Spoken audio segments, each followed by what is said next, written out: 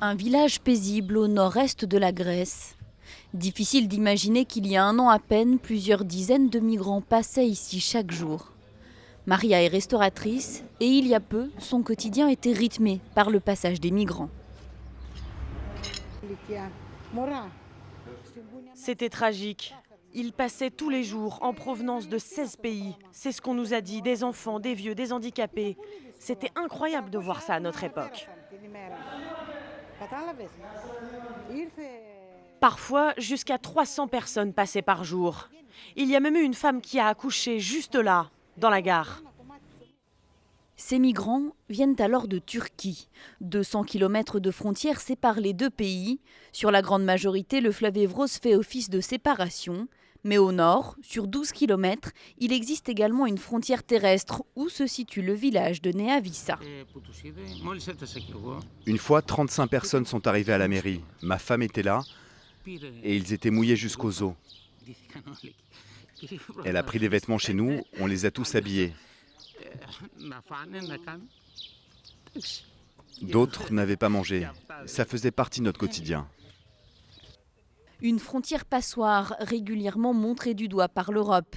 Alors, en 2012, la Grèce décide de construire ce mur. 12,5 km de barbelés qui empêchent les migrants de passer de la Turquie à la Grèce. Avant, un simple chemin de terre séparait les deux pays et plusieurs centaines de migrants passaient par jour ici.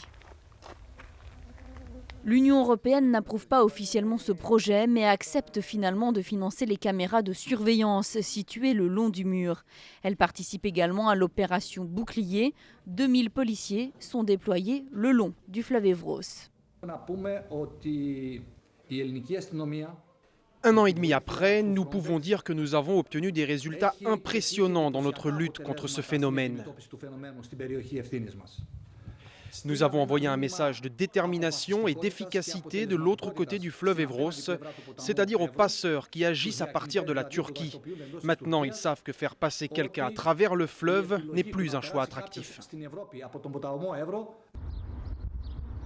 Mais les problèmes liés à l'immigration en Grèce ne se sont pas arrêtés au pied du mur. À quelques kilomètres de là, le centre de rétention de Phylakio. Impossible pour nous de filmer à l'intérieur et d'interviewer les migrants, mais très vite, certains d'entre eux nous interpellent. L'un d'eux vient du Maroc après être passé par la Turquie. Cela fait plus d'un an qu'il est là. Ouais. La loi c'était un an, après on a dit un an et demi, après on dit qu'on ne va pas libérer personne, que tout le monde doit retourner dans son pays. En effet, si ces migrants refusent un départ volontaire de Grèce, autrement dit une expulsion, les autorités grecques peuvent prolonger leur détention indéfiniment. Une mesure contraire au droit européen qui lui prévoit une détention de 18 mois maximum. La Commission européenne a posé le problème de la prolongation de la durée maximale de détention en Grèce. Mais ici, le Parlement estime que la loi grecque prend le pas sur le droit européen. Néanmoins, les choses ne peuvent pas être résolues seulement avec des lois. On peut être solidaire et humain sans avoir besoin de lois. Le mur n'a donc pas résolu les problèmes, mais il les a déplacés.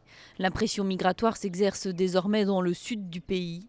En un an, une centaine de personnes a perdu la vie en essayant d'atteindre les îles grecques.